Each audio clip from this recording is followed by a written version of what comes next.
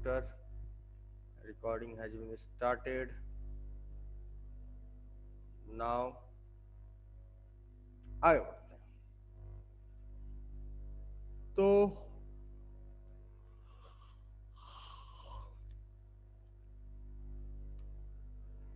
अब हम लोग पढ़ने जा रहे हैं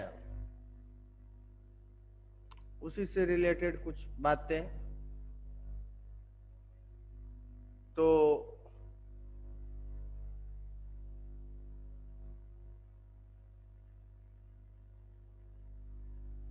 redistribution of charge on concentric shells.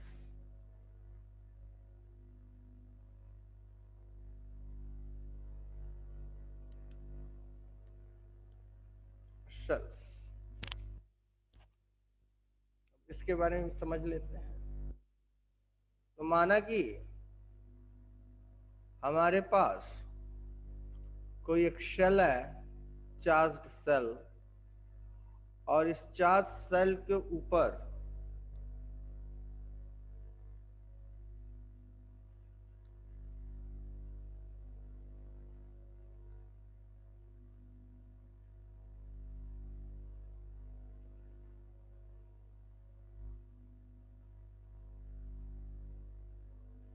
इस चार्ज सेल के ऊपर हमने चार्ज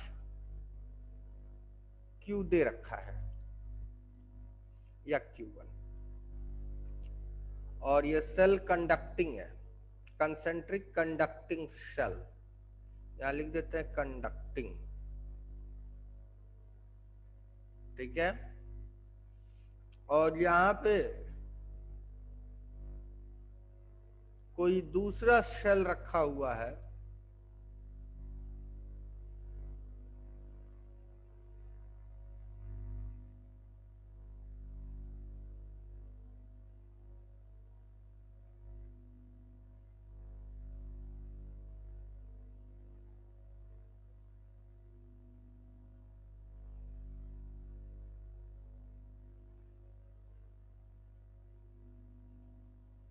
ठीक है, और इसके ऊपर चार्ज हमने दे रखी है, let us name it as Q2। तो Q1 जो होगा वो कहाँ होगा, अंदर बाहर दोनों बिखरा होगा कि सिर्फ बाहर होगा? अगर ये कंडक्टिंग है तो बताओ बेटा, ये कहाँ बिखरा होगा? अंदर बाहर दोनों बिखरा होगा, सिर्फ बाहर बिखरा होगा? अंदर बाहर। अंदर बाहर दोनों बिखरा होगा। चलो,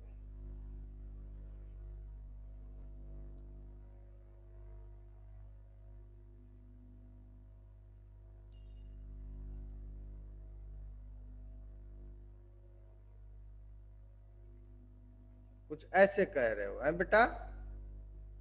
ये तुम्हारा कहना है ना? क्या नाम है तुम्हारा? हाँ सर। विजय। हाँ सर। लेकिन ऐसा नहीं होगा। अब पूछो ऐसा क्यों नहीं होगा? ऐसा ना होने का एकमात्र कारण यही है, ये एक कंडक्टिंग सेल है, और कंडक्टिंग सेल यानी कंडक्टर के बारे में हमने बताया है आप लोगों को कि चार्ज हमेशा सिर्फ और सिर्फ आउटर सरफेस पे ही लाई करता है। याद आ रहा है कि नहीं? बताया कि नहीं भाई? हेलो। हाँ सर। तो अंदर चार्ज होने की कोई गुंजाइश नहीं है। No charge will lie inside. ये कंडक्टर की खासियत होती है। क्या यार विजय, नाक कटा दी तुमने। और यहाँ पे Q2 होगा, ये भी इसके बाहर ही लाई करेगा, अंदर लाई करने की कोई गुंजाइश नहीं है। बात सुनिए,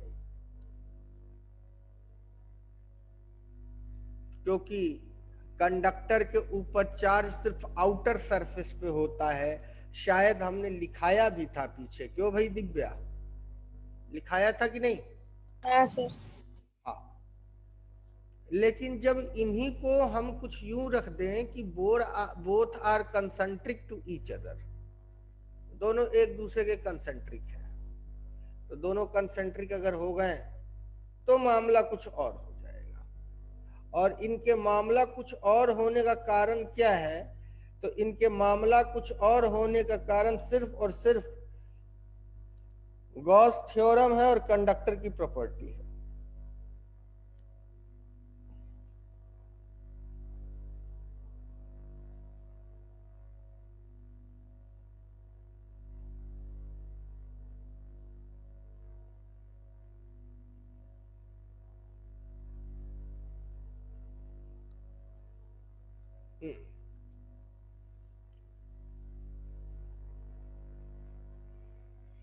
कुछ अगर हम ऐसे रख दें इन्हीं को,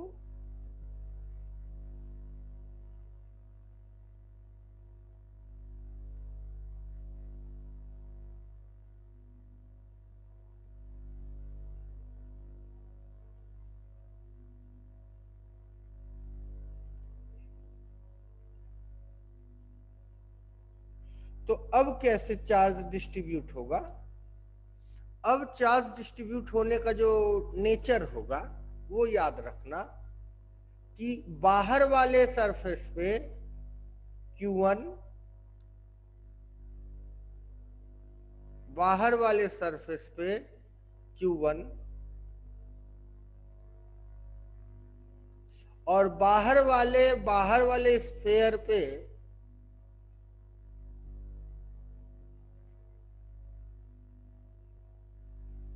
यहां पे Q2, यहां पे Q2 ना लिखते हैं, Q2 से ज्यादा बेहतर होगा, स्मॉल क्यूज लिखते हैं, चलो ठीक है। Small Q1, small Q2, small Q3 और स्मॉल Q4, कुछ इस तरह से चार्ज बिखर जाएगा। ठीक है, जैसे इसको कंसेंट्रेट करेंगे। ऐसा क्यों होगा ये भी अब समझते, ये भी बड़ा इंपॉर्टेंट है। ऐसा होने के पीछे लॉजिक क्या है? तो ऐसा होने के पीछे लॉजिक है सिर्फ और सिर्फ दो बातें। पहला गॉस थ्योरम और दूसरा किसी भी कंडक्टिंग बॉडी के अंदर फील्ड ना होना। बताया था ना, there is no field within the conducting body, याद है?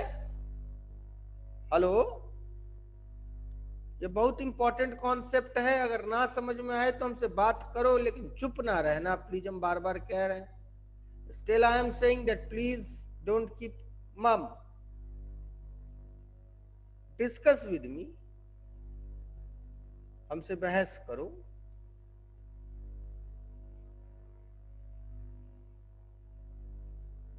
चलो ठीक है, और एक ये ले लिया हमने।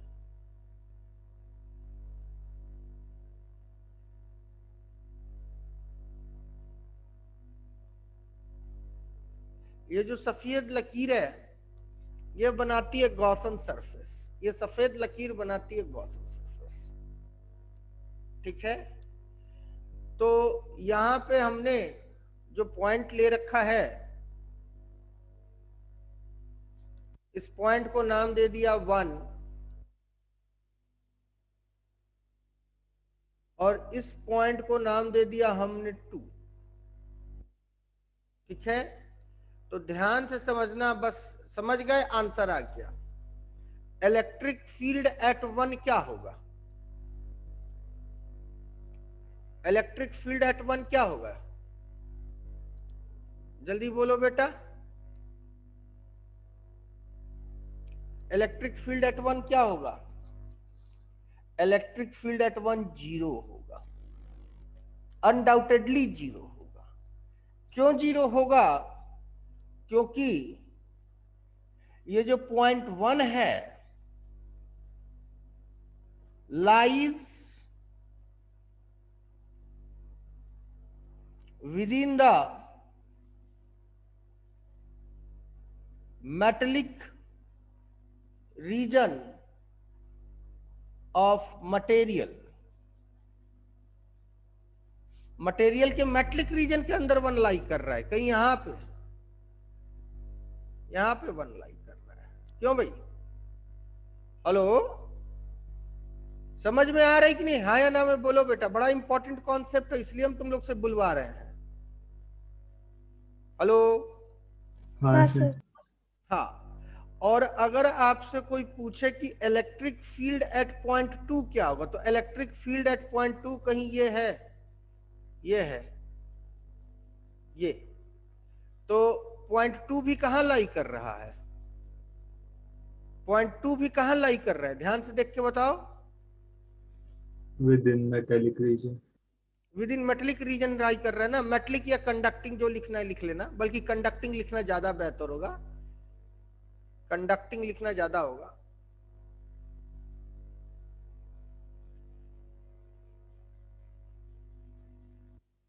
Conducting region. तो यहां पे E2 भी 0 होगा, क्योंकि पॉइंट 2 जो है lies within the conducting region of material. ठीक है, ये बात सभी को समझ में आ जानी चाहिए, बड़ी इंपॉर्टेंट बात है। अब दूसरी इंपॉर्टेंट बात ध्यान दो कि ये जो Q1 और Q2 था, ये आया कहां से? इस Q1 से आया है ना। यही Q1 अपने आप को रिडिस्ट्रीब्यूट करके कुछ अंदर आ गया, कुछ बाहर आ गया। लेकिन कब अंदर बाहर आया? जब इसको कंसेंट्रिक करके रखा गया। तो याद रखना दूसरी इंपॉर्टेंट बात कि small Q1 plus small Q2 is equal to capital Q1। और Q3 और Q4 कहां से आया है बेटा? Q3 और Q4 कहां से आया है? Q2 से। Absolutely correct. तो small Q3 plus small Q4 is equal to capital Q2। This is clear? कोई डाउट यहां तक? हेलो। No sir. चलो अब क्वेश्चन को इरेज करते हैं। क्वेश्चन को इरेज करें। हेलो। हाँ सर। चलो, तो जब हम लोग क्वेश्चन को इरेज करते तो अब ध्यान से समझना, और बड़ी इंपॉर्टेंट बात बताने जा रहे हैं हम।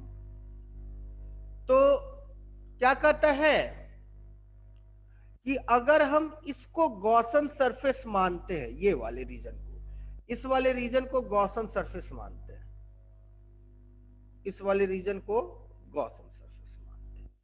तो जब इस रीजन को गॉसन सरफेस मानते हैं, तो यहां पे इलेक्ट्रिक फील्ड क्या है? इस पूरे सफेद वाली लाइन पे इलेक्ट्रिक फील्ड क्या है? इस सफेद वाली लाइन पे इलेक्ट्रिक फील्ड क्या है पूरी? बताओ, बोलो बेटा। इस लाइन पे पूरी की पूरी इलेक्ट्रिक फील्ड क्या होगी? जल्दी बोलो। जीरो। जीरो होगी। तो इलेक्ट्रिक फील्ड जीरो होने का मतलब एनक्लोज चार्ज क्या होएगा? एनक्लोज चार्ज क्या होगा बेटा? Zero. Zero. Zero. Very good. यानी कि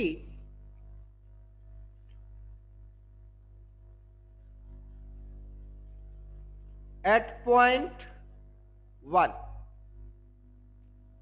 ई डॉट ds का integration is equal to q enclosed upon epsilon not. तो E dot s is equal to q enclosed, यानी कि Q1 अपॉन एप्सिलॉन नॉट। तो implies that E is equal to Q1 upon epsilon not dot S। यही होगा ना बेटा? यही होगा ना बेटा? लेकिन यहां पे इलेक्ट्रिक फील्ड है कितनी? E1 लिख देते हैं, E1 लिख देते हैं, E1 लिख देते हैं। और E1 की वैल्यू कितनी आ चुकी है? E1 की वैल्यू कितनी आ चुकी है? 0 आ चुकी है। तो E1 की वैल्यू 0 रख दिया, तो हमने पा लिया कि Q1 की वैल्यू कितनी हो गई? 0। यानी कि इसके पास कोई चार्ज नहीं आवेगा। No charge will come over here. यानी सारा का सारा चार्ज कहां रह जाएगा? बाहर ही रह जाएगा। ये बात समझ में आई कि नहीं आई? Hello hello. हाँ सर। चल, सिमिलरली अगर हम पॉइंट 2 के लिए बात करें,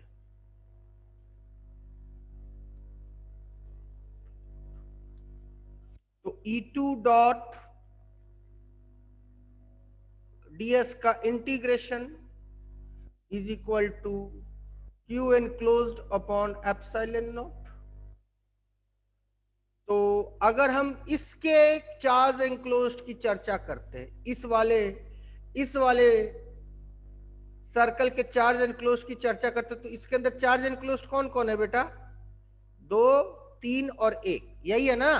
ध्यान से देखो, इसके अंदर चार्ज एनक्लोज्ड कौन है? इस वाले सफेद लाइन के अंदर एनक्लोज्ड चार्ज कौन है? बोलो जल्दी बोलो। Q1 Q2 Q3। हाँ, तो Q1 plus Q2 plus Q3 upon epsilon not, और इसकी वैल्यू तो 0 है, तो ये हो गया 0। तो Q1 plus Q2 plus Q3 is equal to 0। और जैसा कि Q1 की वैल्यू पहले से ही 0 आ चुकी है, तो Q2 plus Q3 is equal to 0। तो इंप्लाइज दैट क्या? Q2 is equal to minus Q3। बात समझ कि नहीं? Q2 is equal to minus Q3, यानी कि यहां पे जो चार्ज आएगा माइनस Q2 आ जाएगा। ये बात समझ में आई? ये बात समझ में आई कि नहीं भाई? हाँ सर। अच्छा, अब चर्चा करते Q4 कितना होगा। तो इस फॉर्मूले में रख देते, इस वाले रिलेशन में रख देते हैं। तो minus Q2 plus Q4 is equal to capital Q2, है कि नहीं? तो Q4 की वैल्यू कितनी हो जाएगी? Q2 प्लस Q2, ये होगी Q4 की वैल्यू।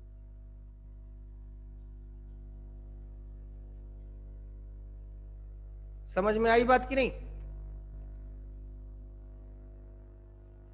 हेलो, ये बात किसको किसको नहीं समझ में आई?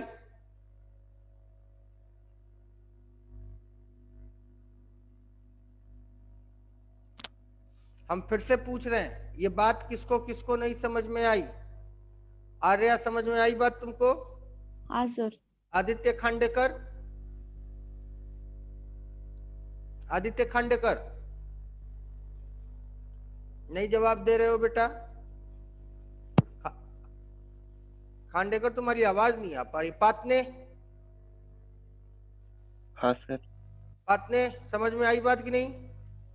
Sir I. चलो, तो नोट कर लीजिए इसे आप लोग जल्दी से।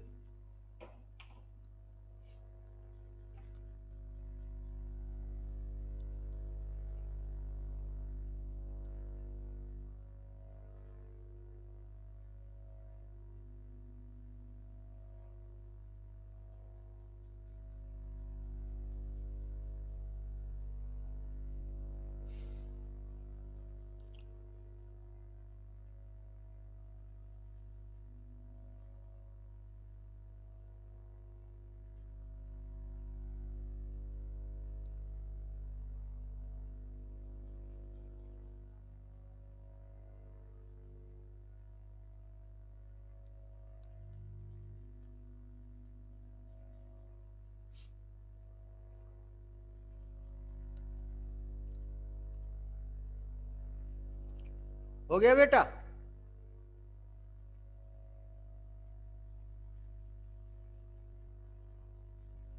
हेलो,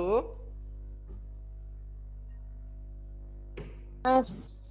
चलो अब एक और क्वेश्चन देखते हैं। इरेज करें सबको? इरेज करें? हाँ सर। हाँ सर। चलो, तो इरेज करते हैं। अब न्यूमेरिक वैल्यूज देके पूछते हैं क्या होगा आंसर, ठीक है? तो न्यूमेरिक वैल्यूज दे देते हैं हम इसको।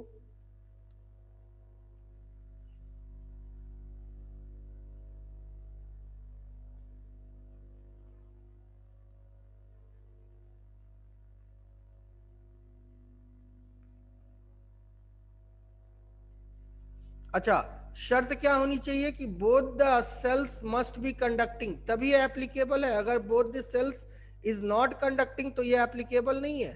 This must be clear to everybody.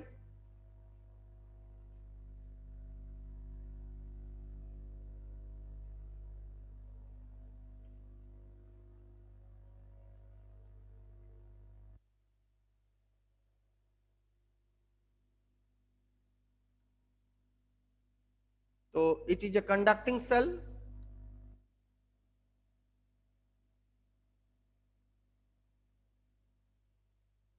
conducting cell with charge q2 is equal to -6 microcoulomb, and this is also conducting cell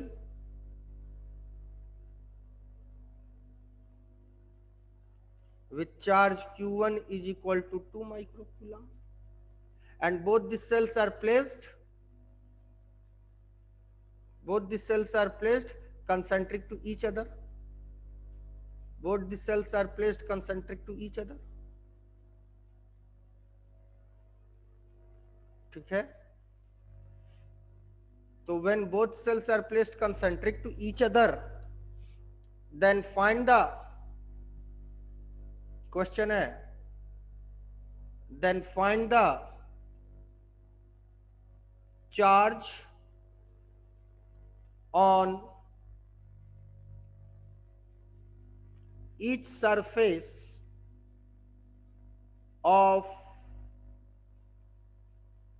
each shell when they are placed concentrically। ठीक है? तो ध्यान से समझते हैं। जब इसको कंसेंट्रिकली रख देंगे तो फिर से सुनना, रीडिस्ट्रीब्यूशन ऑफ चार्ज होगा। रीडिस्ट्रीब्यूशन ऑफ चार्ज होगा और इसके पास आ जाएगा चार्ज स्मॉल q1, इसके पास आ जाएगा स्मॉल q2, इसके पास आ जाएगा स्मॉल q3, इसके पास आ जाएगा स्मॉल q4। ये तो बात सबको समझ में आ गई? कोई डाउट? बोलते रहो मेरे साथ, यस सर या नो सर। बेटा बड़ा इंपॉर्टेंट डिस्कशन चल रहा है, ये होगा कि नहीं होगा? है ना? तो ये जो Q1 और ये Q2 आया है, ये तो कहीं आसमान से आया नहीं है।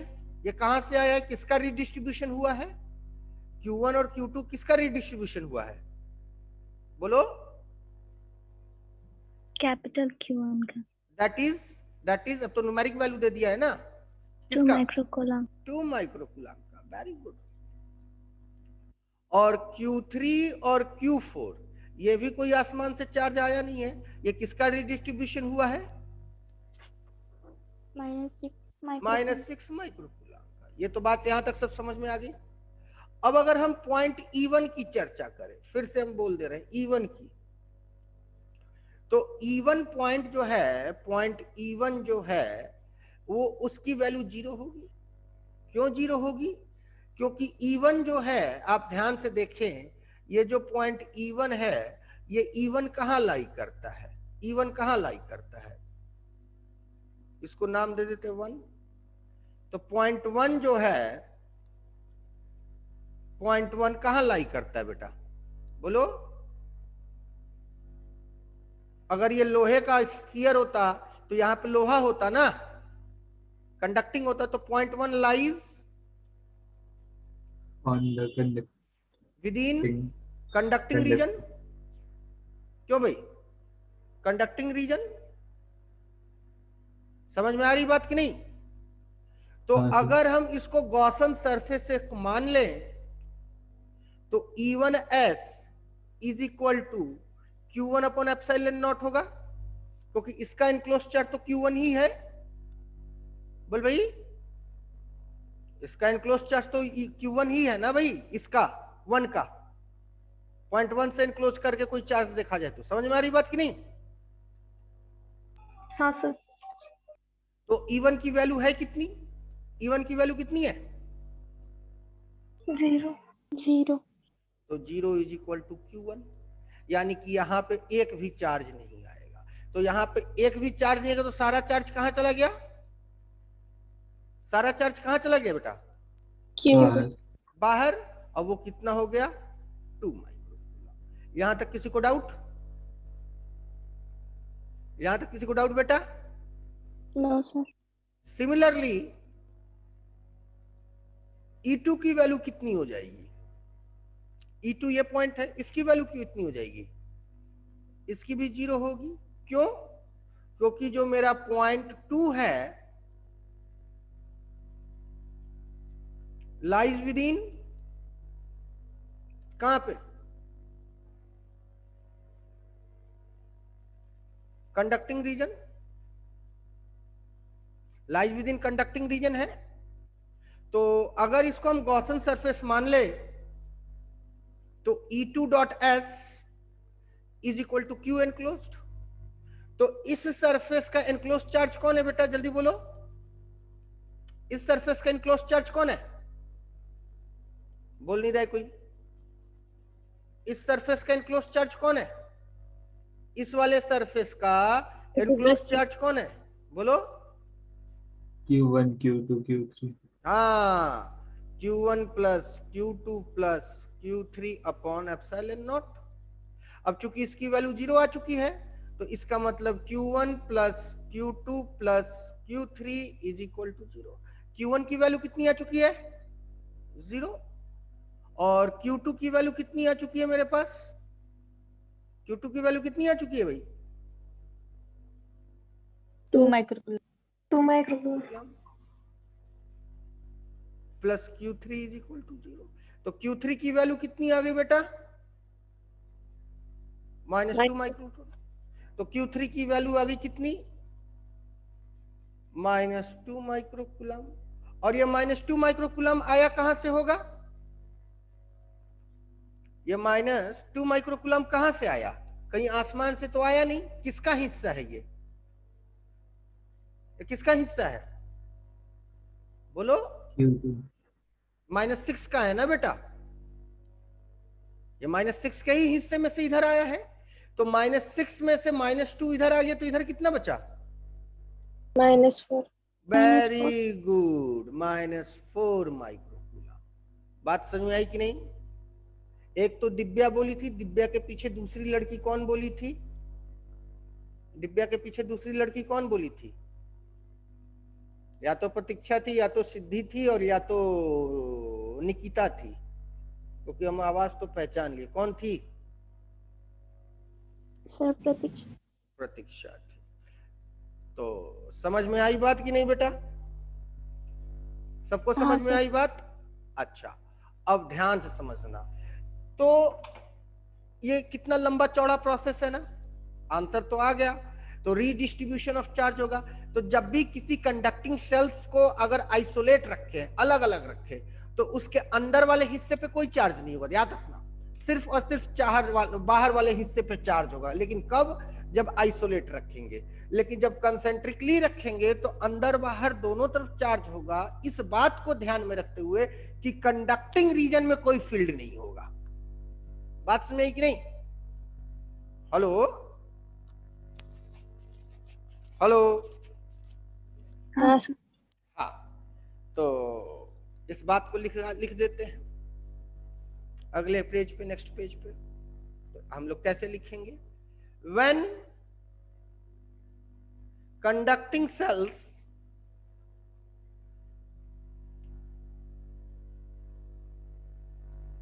cells are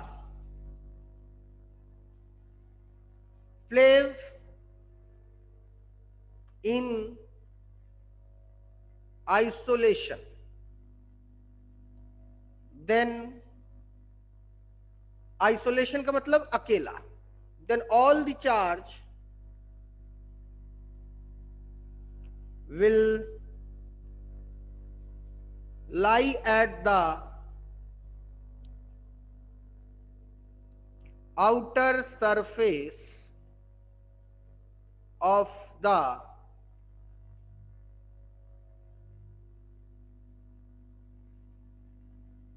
conducting cells.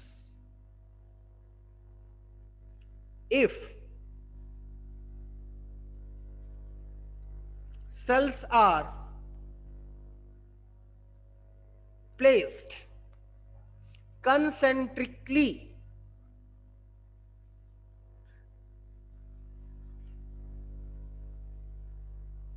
then redistribution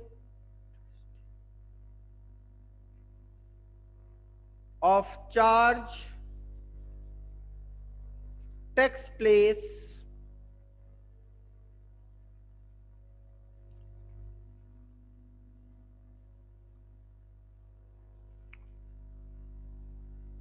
and charge appear on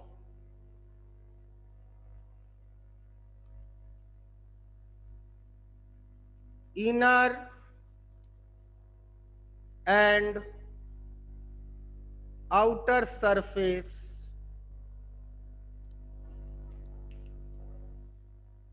as such net electric field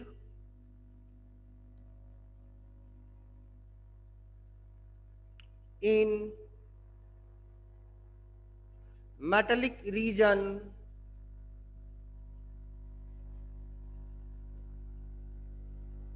remains क्या क्या होगा बेटा? मेटलिक फिर से गलत लिख दिया, कंडक्टिंग। अच्छा, हम आगे अगर मेटलिक लिखता है तो उसका मतलब ही कंडक्टिंग होगा, ठीक है ना? Net electric field in conducting region remains क्या होगा बेटा? कांस्टेंट।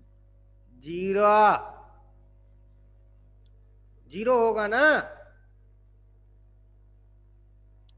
क्यों रे लड़की?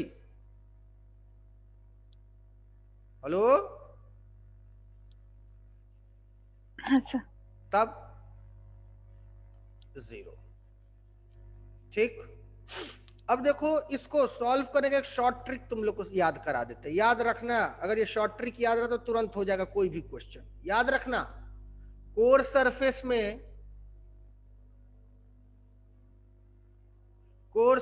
में जीरो हमेशा और हमेशा कोर सरफेस में जीरो होगा, ठीक है? और जो फेसिंग सरफेस होंगे, फेसिंग सरफेस, वो equal and opposite. Core surface में क्या होगा? कोर सरफेस में क्या होगा बेटा? बोलो। जीरो। जीरो। और फेसिंग सरफेस में क्या होगा? Equal and opposite. Equal and opposite. तो अब ध्यान से देखो तुम लोग, अगर ये बात याद है तो तुम लोग इस मेहनत से बच जाओगे, क्योंकि ये पूरी इन बातों का एक नटसेल में रिजल्ट लिखा हुआ है। तो ध्यान दो, कोर सरफेस में कितना है? कोर सरफेस में कितना है? जीरो। और ये दोनों फेसिंग सरफेस में कितना है? Equal and opposite. Equal and opposite. खत्म कहानी, बस। क्लियर है? कोई डाउट? समझ में आई बात बेटा? हेलो? हाँ सर।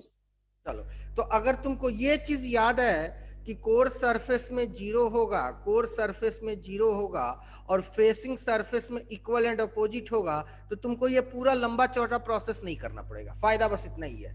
लेकिन ये लंबा चौड़ा प्रोसेस का कॉन्सेप्ट क्या है, समझ में आई बात कि नहीं भाई? हेलो?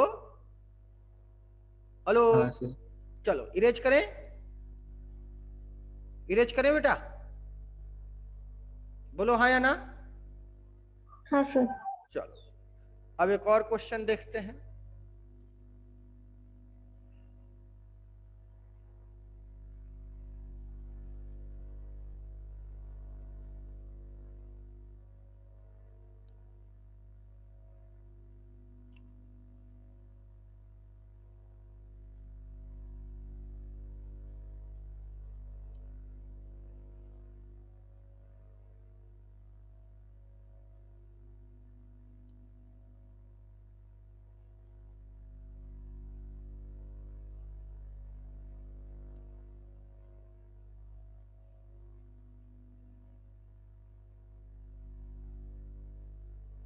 चलो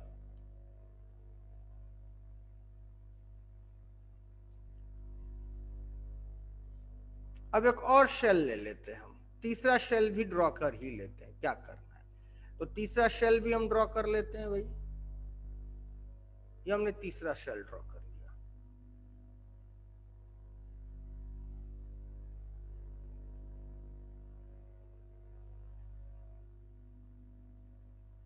और तीसरा शेल का पे कितना चार्ज, तो ये हो गया मेरा तीसरा शेल, इस पे भी चार्ज यूनिफॉर्मली डिस्ट्रीब्यूट कर दो, है ना। चलो तो रेड वाले पे कितना चार्ज रखना पसंद करोगे भाई, बोलो विजय, रेड वाले पे कितना चार्ज रखना पसंद करोगे? 2 माइक्रोकूलम, 2 माइक्रोकूलम। ब्लैक वाले पे 4 माइक्रोकूलम, और ग्रीन वाले पे 6। माइनस लगा देते हैं, -6 माइक्रोकूलम। क्यों भाई, हेलो, यहां तक बात समझ में आई सबको? और फिर इन तीनों को कंसेंट्रिकली रख दिया, इन तीनों को कंसेंट्रिकली रख दिया। तो जैसे ही इनको कंसेंट्रिकली रखेंगे तो क्या होगा बेटा, क्या होगा? ऑब्वियसली रीडिस्ट्रीब्यूशन ऑफ चार्ज होगा, और जब रीडिस्ट्रीब्यूशन चार्ज होगा तो अंदर वाले सरफेस पे भी चार्ज आएगा, बाहर वाले सरफेस पे भी चार्ज आएगा। लेकिन इस बात को ध्यान में रखते हुए कि जितने भी मेटलिक रीजन है वहां किसी भी तरह की इलेक्ट्रिक फील्ड ना डेवलप हो पाए। तो फिर उस लंबे चौड़े प्रोसेस से बचने के लिए हमने क्या तुम लोग को बताया, एक शॉर्ट ट्रिक। क्या शॉर्ट ट्रिक बताया है, जल्दी बोलो, बोल दो। Core surface 0, facing surface equal and opposite. बस बात खत्म। तो कोर सरफेस में 0 आ गया, कोर सरफेस में 0 आ गया, तो ये -6 का 0 पूरा का पूरा अंदर आ गया, तो बाहर कितना बचा इसके ऊपर, इसके ऊपर बाहर कितना बचा बेटा? -6। -6 ही बचा। समझ में आ रहा है कि नहीं? तो जब -6 बचा तो इसका फेसिंग सरफेस ऑब्वियसली +6 हो जाएगा, हो जाएगा फेसिंग सरफेस +6। बात नहीं समझ में आई बेटा? यस। तो ये +6 आया कहां से है, इस +2 से आया है। ये +6 कहां से आया, इस +2 से आया है। तो +2 में से +6 इधर आ गया, तो इधर कितना बचेगा, -4। क्यों भाई, हेलो? यस। अच्छा, क्योंकि ये -4 और +6 जोड़ेंगे तो 2 आएगा कि नहीं आएगा। अब -4 आ गया, तो इसका फेसिंग सरफेस ये है तो अपोजिट ही होगा, तो ये कितना हो जाएगा, +4 हो जाएगा। तो ये +4 कहां से आया है, ये +4 कहां से है, इसी 4 में से आया है ना बेटा, हेलो? Yes sir. तो यहां कितना आ जाएगा अब, 0। ये बात समझ में आई कि नहीं आई, हेलो? बात समझ में आई कि नहीं आई, बोल भाई। आई सर। हाँ, तो इसको उसी लंबे चौड़े तरीके से प्रूफ करें, सॉल्व करें, कि इस तरह से समझ में आया? कौन सा अच्छा लगा, कौन सा अच्छा लगा, जल्दी बोलो। चलो, तो ये याद रहेगा, याद रहेगा बेटा कि शेल के अंदर कभी चार्ज एग्जिस्ट नहीं करता, लेकिन शेल कैसे रखा होना चाहिए, आइसोलेटेड। आइसोलेटेड अगर रखेंगे तो क्या होगा, चार्ज अंदर नहीं एग्जिस्ट करेगा। लेकिन जब उसको कंसेंट्रिकली रख दें तो अंदर और बाहर दोनों तरफ चार्ज डिस्ट्रीब्यूट हो जाएगा। लेकिन किस बात को ध्यान में रखते हुए कि मेटलिक रीजन में किसी भी तरह की इलेक्ट्रिक फील्ड ना हो। ये मेटल की प्रॉपर्टी होती है कि वो अपने इलेक्ट्रिक फील्ड नहीं बनाता है। तो लोग ध्यान से देखो, जब शुरू में इलेक्ट्रोस्टैटिक्स पढ़ाए थे तो कंडक्टर की प्रॉपर्टीज लिखवाई थी ना हमने, देखो विजय, विजय तो क्या लिखा है, तो उसमें ध्यान से देखना कि हमने लिखा है कि कंडक्टर के अंदर कभी इलेक्ट्रिक फील्ड नहीं बनता, चाहे वो किसी भी तरीके से रखा हो। तो कंडक्टर के अंदर इलेक्ट्रिक फील्ड नहीं होगा, तो अंदर और बाहर चार्ज डिस्ट्रीब्यूट होगा। इस बात को ध्यान में रखते हुए कि कंडक्टिंग जोन के अंदर किसी भी तरह की फील्ड नहीं बनेगी। तो कंडक्टिंग जोन के अंदर फील्ड ना बने इसके लिए क्या है, मोटी सी बात, कोर सरफेस में 0 और फेसिंग सरफेस में क्या, फेसिंग सरफेस में क्या? Equal and opposite. Is it clear? Note कर लिया? तो एक और क्वेश्चन दे कि आगे बढ़े? जल्दी बोलो। प्रैक्टिस के लिए एक और क्वेश्चन दे कि अगले कॉन्सेप्ट पे चले? एक और। चलो ठीक है, एक और क्वेश्चन दे ही देते हैं। तो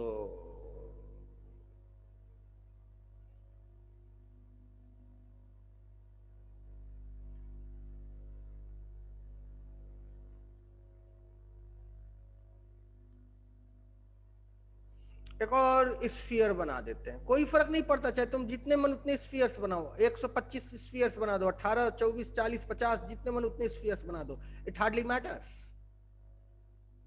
इस पे भी चार्ज डाल दो, it hardly matters to us. Basic concept वही रहेगा। चले प्रतीक्षा, सबसे छोटे वाले स्फीयर पे कितना चार्ज देगी? जल्दी बोल, बोलती रह, जल्दी जल्दी बोलती रह। 3 माइक्रोकूलम। 3 माइक्रोकूलम। उसके बाद दूसरे वाले पे -4 माइक्रोकूलम। -4 माइक्रोकूलम। तीसरे वाले पे 5 माइक्रोकूलम। 5 माइक्रोकूलम। और लास्ट वाले पे -6।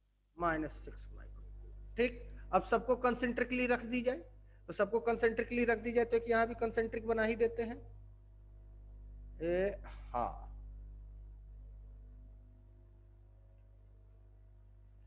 ठीक है।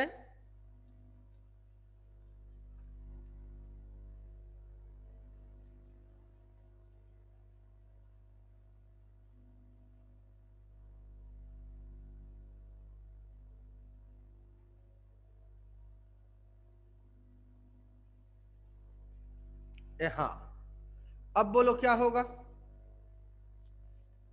एकदम अंदर वाले सरफेस पे कितना चार्ज आएगा बेटा? एकदम अंदर वाले सरफेस पे कितना चार्ज आएगा? जल्दी बताओ।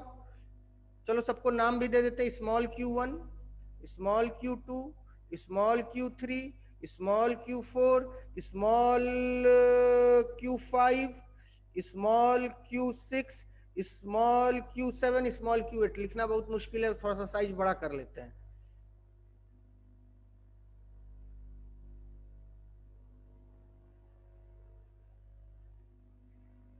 चलो साइज थोड़ा बड़ा कर लेते हैं, तुम लोग करो अपना, समझ गए हो, ऐसी कोई बात नहीं कि नहीं समझ पाए हो। हाँ,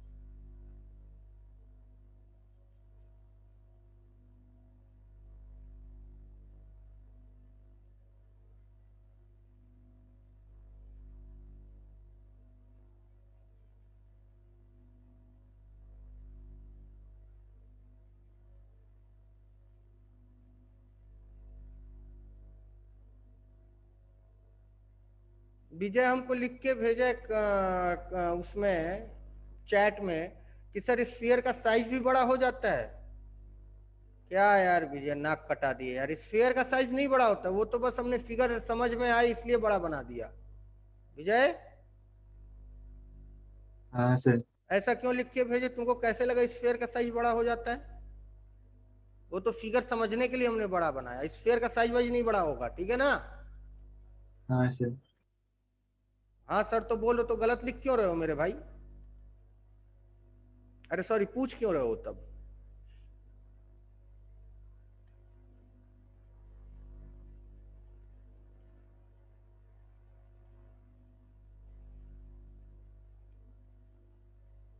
चलो तो जल्दी बताओ Q8 की वैल्यू कितनी होगी?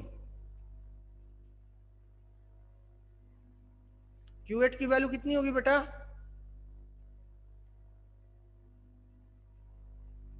Zero. 0। Very good, absolutely correct. Q8 की वैल्यू हो जाएगी 0। Q8 की वैल्यू हो गई 0। अच्छा, Q7 की वैल्यू कितनी होगी? 3। Q7 की वैल्यू हो गई 3 माइक्रोकूलम। Very good. Q7 के बाद Q6 की वैल्यू कितनी हो जाएगी बेटा? -3। -3 माइक्रोकूलम। Very good. Q6 के बाद Q5 की वैल्यू कितनी हो जाएगी? -1। Q5 है कौन सा, हरा वाला है ना, -3, हाँ -1। Very good. उसके बाद Q5 Q4 की वैल्यू कितनी हो जाएगी बेटा? +1। +1। Q4 है कौन सा, लाल वाला, हाँ। तो Q5 की वैल्यू, सॉरी Q3 की वैल्यू कितनी हो जाएगी? 4। 4। Q2 की वैल्यू कितनी हो जाएगी? -2। -2। Very good.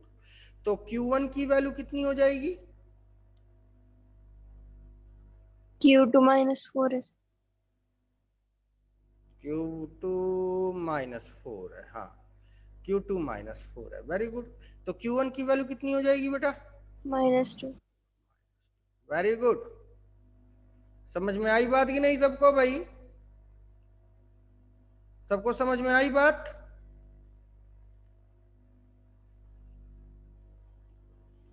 Is it clear to everybody? Yes. चलो आगे बढ़ते हैं। अब अगले कॉन्सेप्ट की तरफ चलते हैं। इरेज करें,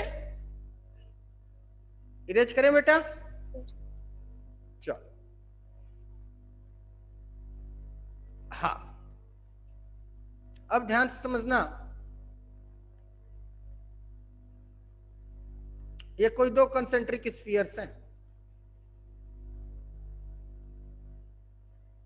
और इस पे चार्ज Q1 है और इस पे चार्ज Q2 है और इसकी रेडियस नाम दे दिया हमने R1 और बाहर वाले के रेडियस को नाम दे दी हमने कितनी, R2। ठीक है?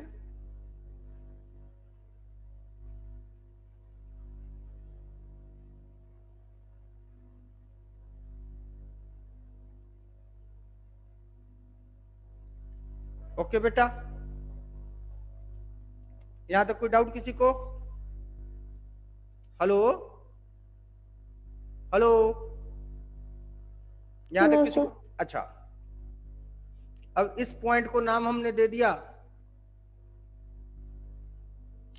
X, इस पॉइंट को नाम दे दिया Y और इस पॉइंट को नाम दे दिया Z। ठीक है? X, Y और Z।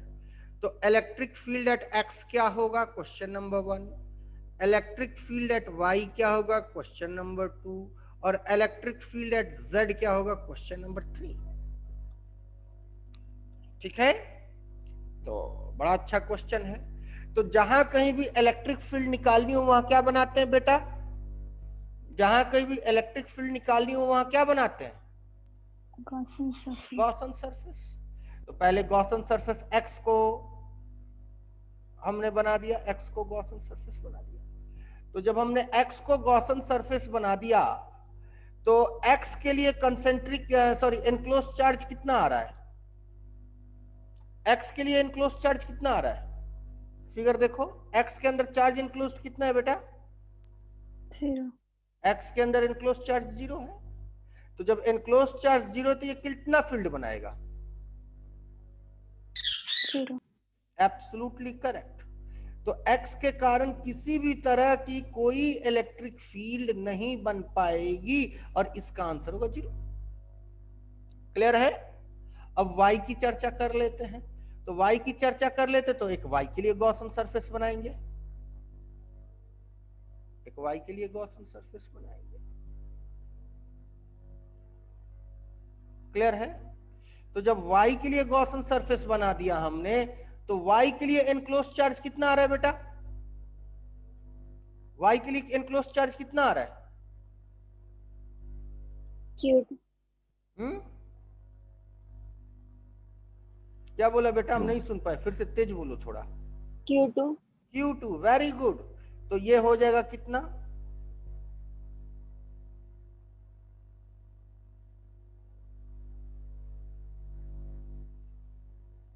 E dot D S is equal to Q enclosed upon epsilon not.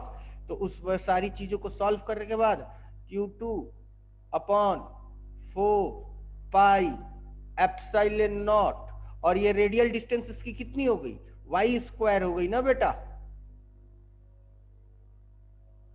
नहीं समझ में आई बात? हेलो, समझ में आई बात कि नहीं?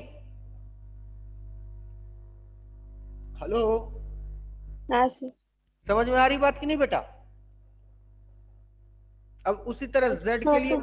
हाँ अब उसी तरह किसके लिए चर्चा कर ली जाए? z के लिए। तो z के लिए भी एक गॉसन सरफेस बना दो भाई, क्या करना है। z के लिए भी एक गॉसन सरफेस हमने बना दिया, ये बन गया z के लिए गॉसन सरफेस।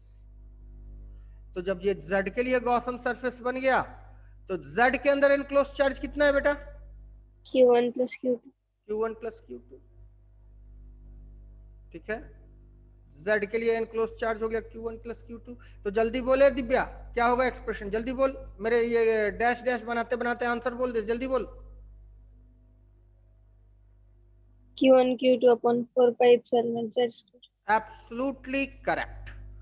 तो इसका आंसर, ये क्वेश्चन मार्क लगाना था, हमने 3 क्यों लिख दिया क्वेश्चन मार्क। तो ये इलेक्ट्रिक फील्ड एट z जो आएगा वो आएगा Q1 plus Q2 upon 4 pi epsilon not z square. Is it clear और नॉट? इज इट क्लियर और नॉट? इज इट क्लियर और हाँ नॉट? सर। ठीक है, तो आगे बढ़ा जाए अब, हाँ जल्दी करो।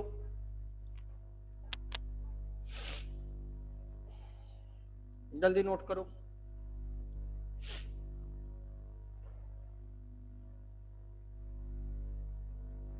तुम लोग का टेस्ट हुआ था वो बायो वालों, बायो वालों, तुम लोग का इलेक्ट्रोस्टैट का टेस्ट हुआ था? हाँ सर। तो कितना कितना नंबर आया श्रद्धा तुमको? चलो हम एक और से पूछते हैं। अथर्व, अथर्व जवाब ही नहीं देता। अथर्व, नो आंसर, छोड़ो हटाओ। प्रिया तुमको कितना नंबर आया बेटा? प्रिया 70। 70, ठीक। प्रिया के बाद कौन है? श्रद्धा तुमको कितना नंबर आया? 65। सिद्धि तुमको कितना नंबर आया? नहीं सिद्धि नहीं, सॉरी, बस 2 ही है। प्रणव आज एब्सेंट है। चलो आगे बढ़ते हैं। यहां तक सबको समझ में आ गई बात बेटा? इरेज करें, इरेज करें? हाँ सर। हाँ चलो, सर। अब आगे बढ़ते हैं। अब हम लोग चर्चा करेंगे electric field due to line charge.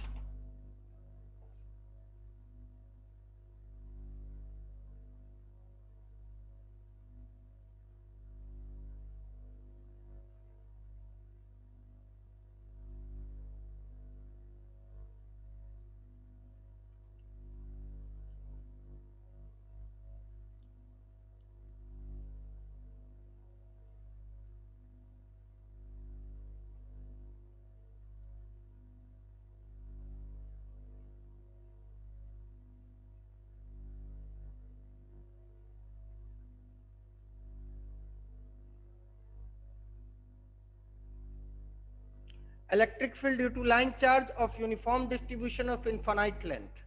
तो इसका फॉर्मूला क्या आया था याद है तुम लोग को? गॉस थ्योरम में प्रूफ कर, सॉरी गॉस थ्योरम तो अभी बताने जा रहे हैं। तुम लोगों को कूलम्ब्स लॉ में इसको प्रूफ कराया था, कितना था बोलो विजयलाल?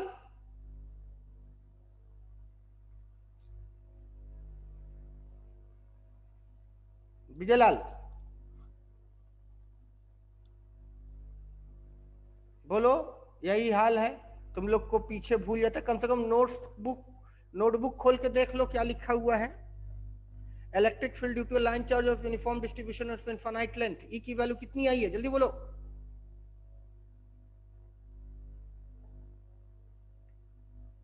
अब देखो मेरे पास समय है बेटा महज 5 या 10 मिनट का, और उसमें भी तुम लोग जवाब नहीं दोगे तो कैसे होगा?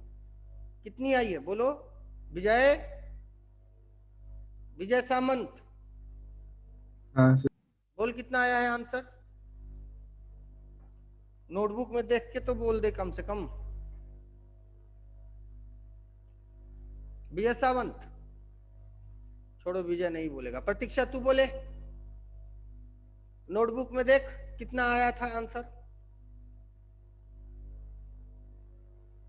प्रतीक्षा ये भी नहीं बोलेगी। निकिता, ये चुप होने वाली आदत छोड़ दो, बोल दो नहीं याद है, नोटबुक में नहीं मिल रहा है, चुप होने वाली आदत छोड़ दो। निकिता कितना है बेटा? ये भी चुप। दिव्या तू बता, दिव्या, सब चुप। सिद्धि, प्रियंका, नम्रता, आर्या, हाँ बोलो, क्या है बोलो। Q1 Q2 वो फोर्स है, फील्ड नहीं है। फील्ड हमेशा पॉइंट चार्ज के लिए होता है।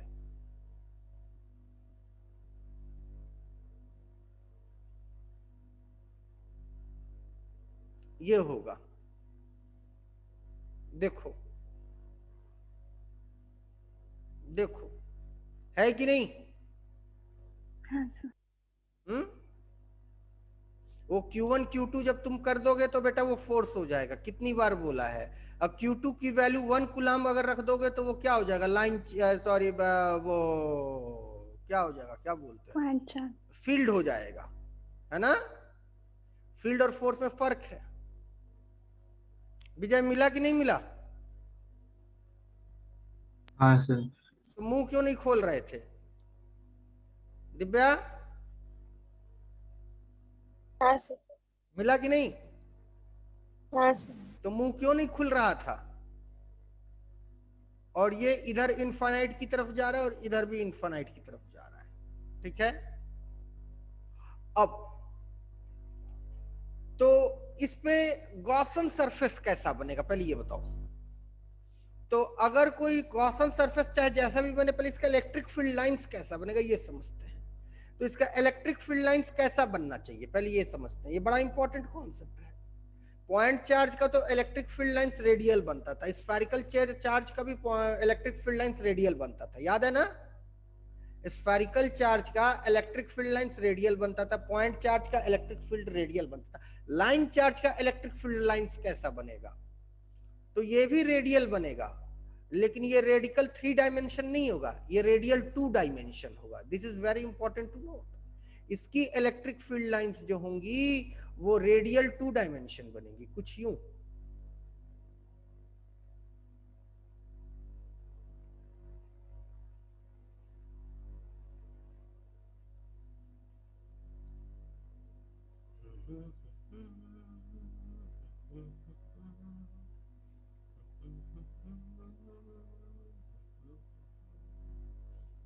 कितना समय है मेरे पास अभी बेटा?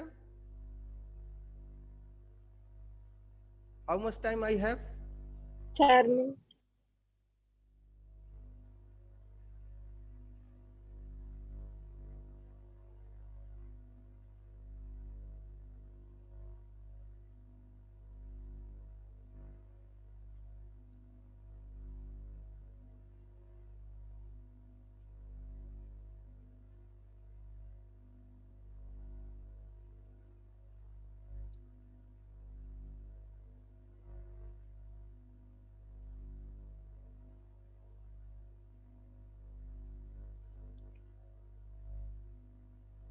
ऐसा बनेगा? समझ में आ रही बात कि नहीं? हेलो,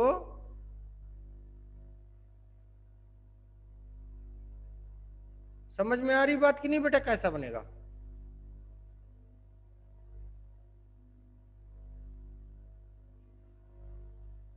नहीं समझ में आई बात? बोलो नहीं आई तो हम एक्सप्लेन करेंगे ना भाई। नहीं समझ में आई बात? विजय, प्रतीक्षा, दिव्या, सिद्धि, प्रियंका, प्रिया, नम्रता,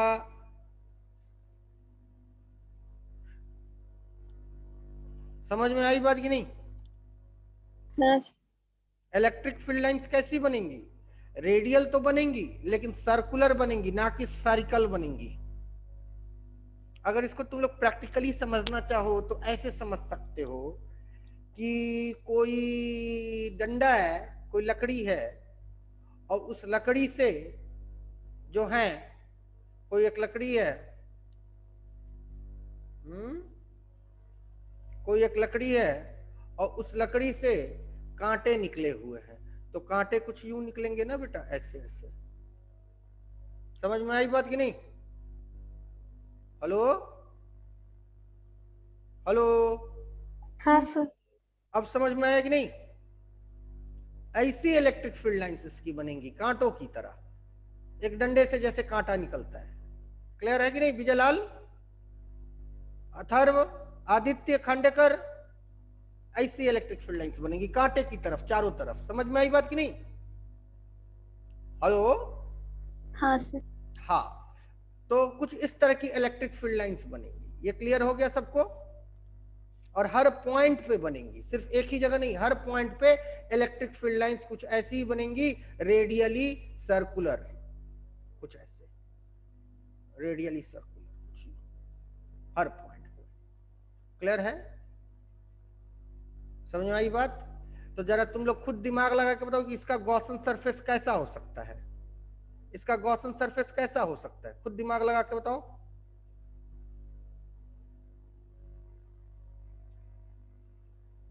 इसका गॉसन सरफेस कैसा हो सकता है बेटा?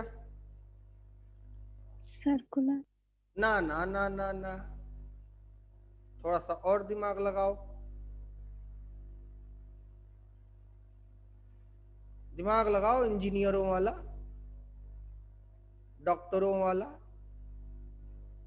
इसका गॉसन सरफेस कैसा हो सकता है जो कि सोर्स से हमेशा बराबर दूरी पे हो?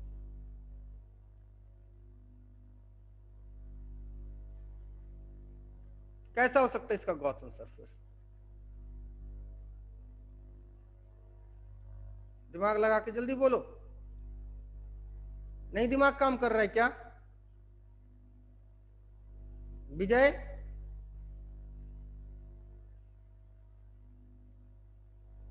विजय, हाँ सर।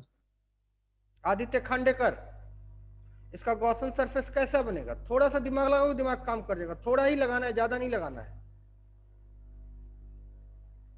बोलो। Cylindrical. Absolutely correct. Cylindrical Gaussian surface इसका बनेगा बेटा। समझ में आई बात? इसका जो गॉसन सरफेस बनेगा वो सिलेंड्रिकल बनेगा। क्लियर है? The Gaussian surface will be cylindrical in nature. लगता है मेरा टाइम भी हो गया जाने का, तो इसका भी गॉसन सरफेस जो बनेगा वो इसका सिलेंड्रिकल बनेगा। सिलेंड्रिकल बनाने के पीछे कई कारण है, सिर्फ एक ही कारण नहीं है कि फील्ड लाइंस। फील्ड लाइंस तो बहुत इंपॉर्टेंट कारण है, इसके अलावा कई सारे कारण भी हैं, ठीक है, जिसको कि हम लोग अब कल डिस्कस करेंगे। इसके आगे will be continued from tomorrow. तो इसका जो गॉसन सरफेस बनेगा that will be cylindrical. Is it clear to everybody? इसका गॉसन सरफेस कैसा बनेगा? सिलेंड्रिकल बनेगा। ठीक है ना बेटा? The Gaussian surface will be of cylindrical nature. Are you getting my point और नॉट? हेलो? Yes sir. हाँ, तो आज के लिए बस इतना ही, आगे कल नोट कर लो यहाँ पे, क्योंकि टाइम अप हो चुका है मेरा। थैंक यू फॉर टुडे, मिलते हैं कल।